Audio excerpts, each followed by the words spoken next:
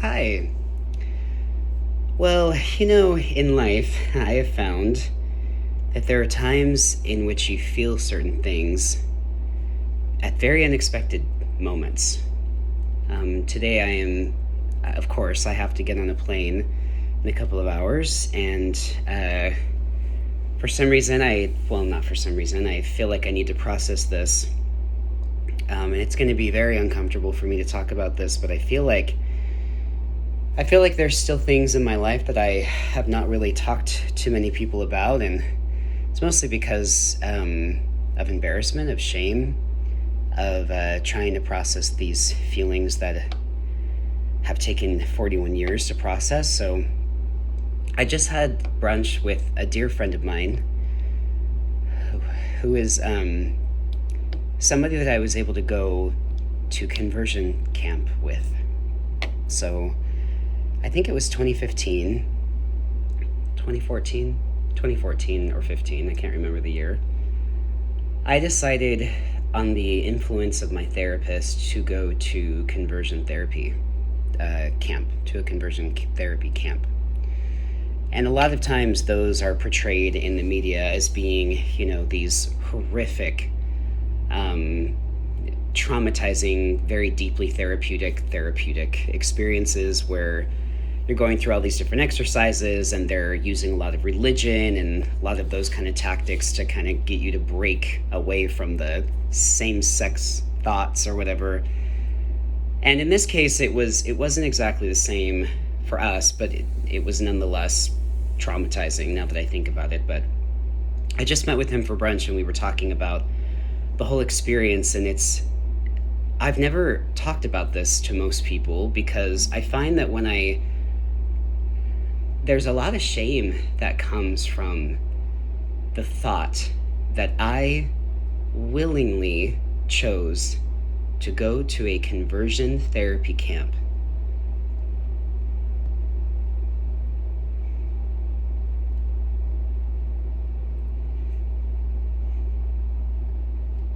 It's pretty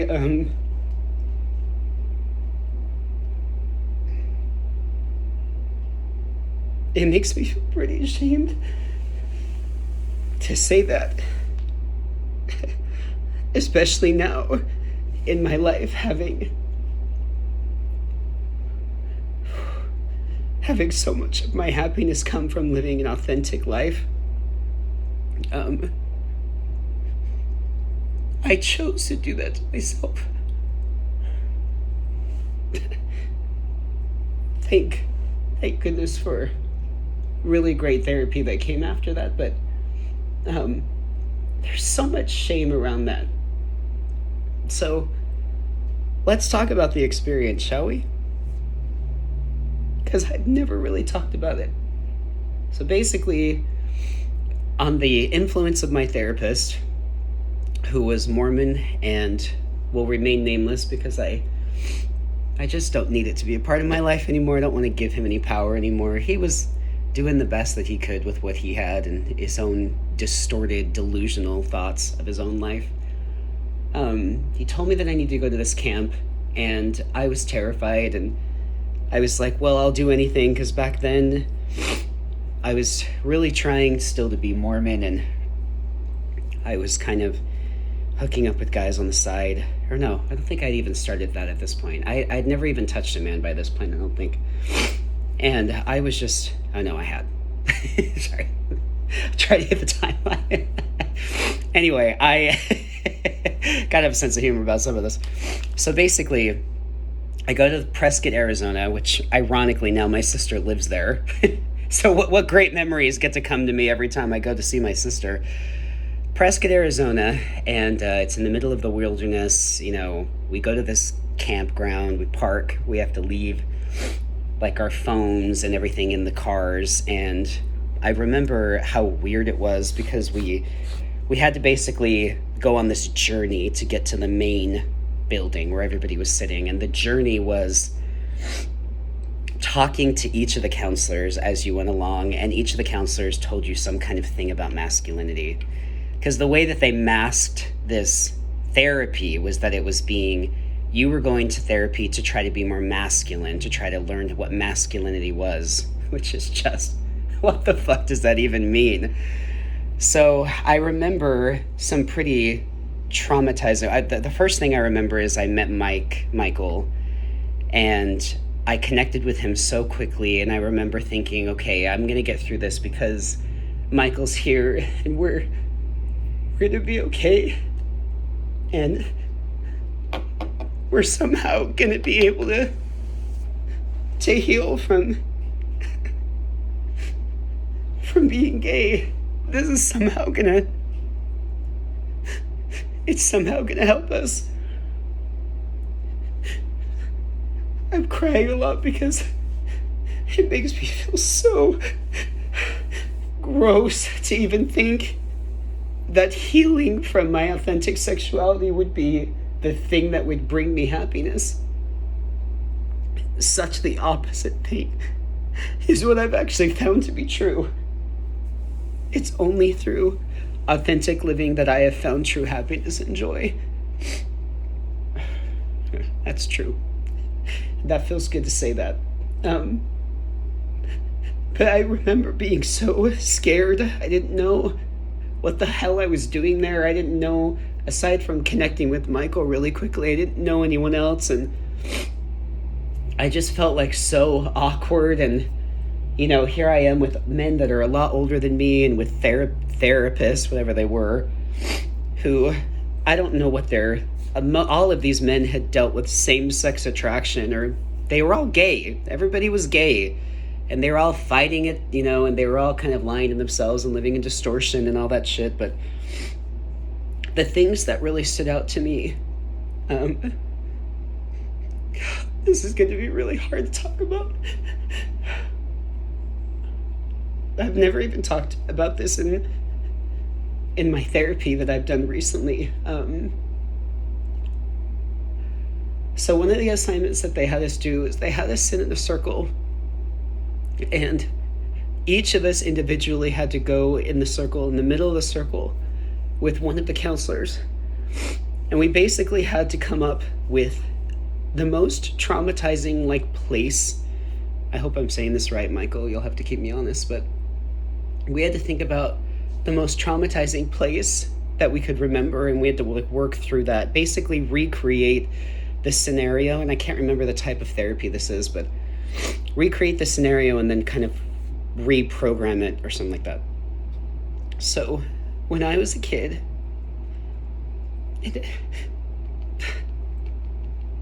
in elementary school, I think I was in second or third grade, there used to be these metal cylinder things at Glenmead Elementary.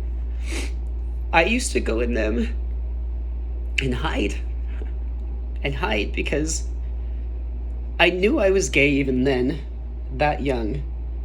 But that symbol, the thought of me hiding in those little cylinders, metal cylinder things, they had me relive that.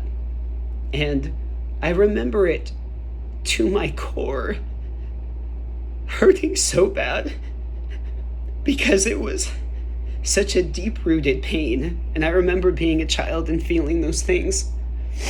I remembered all of it. I remembered the feeling of being in there. I remembered how awkward I felt on recess. Recess was torture for me because I didn't like sports, and I had to go through all of that again. So the therapist basically kept egging me on to go deeper and deeper and deeper, and I was crying so hard. I was crying so hard.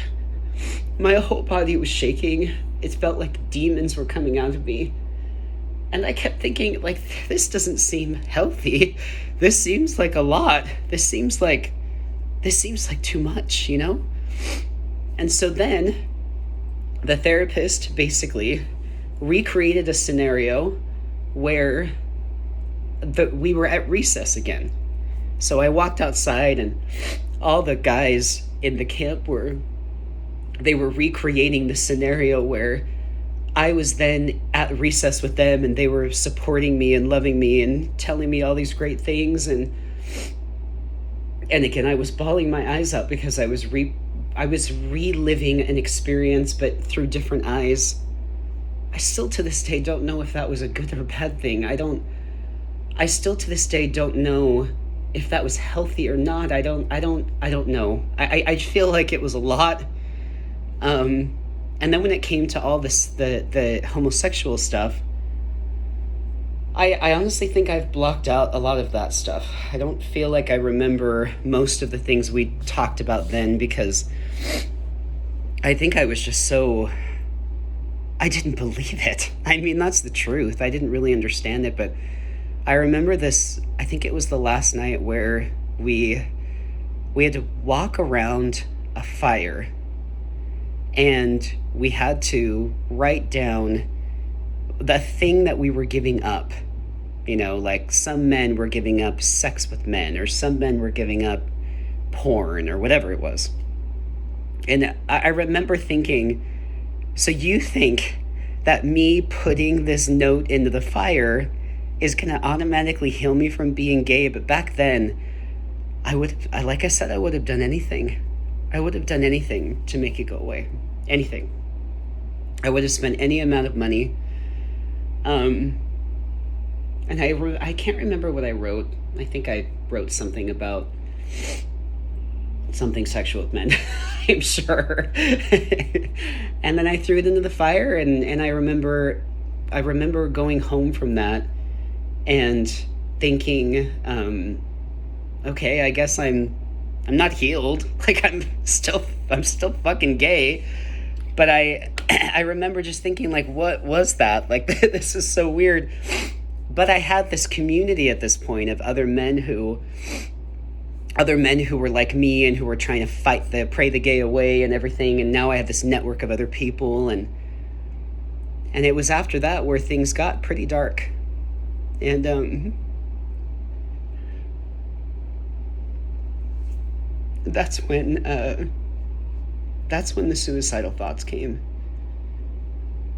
These are things that I don't talk about because they're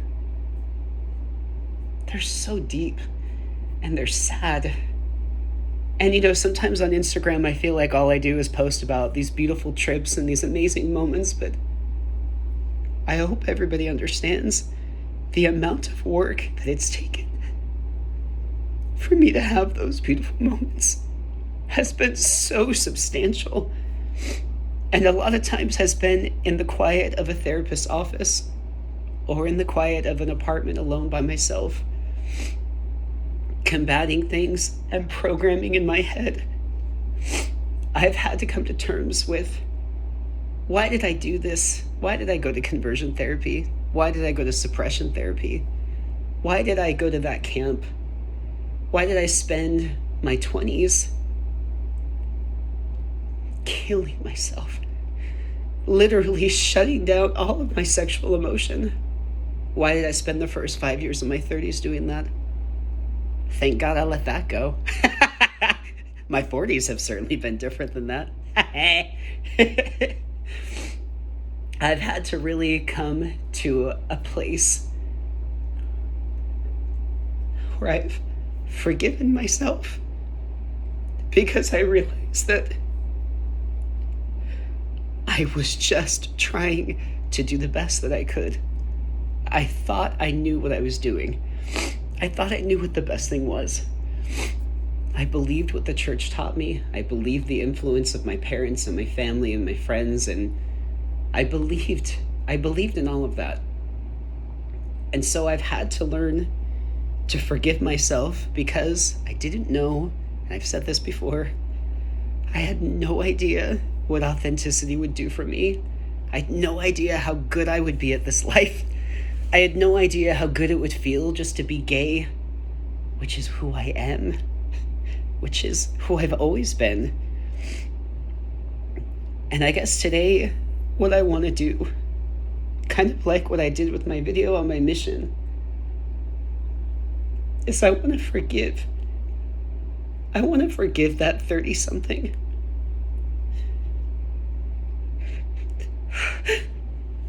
Oh, whew. Nothing like processing pain in real time for Instagram to see. Oh, I want to forgive him. I want to forgive him, and I want to just say, you did the best you could. And you got here. You got here. Oh, thank God you did what you did after that. Maybe not the conversion therapy. That maybe shouldn't have happened, but thank God you made the decisions that you made to get to where you are today.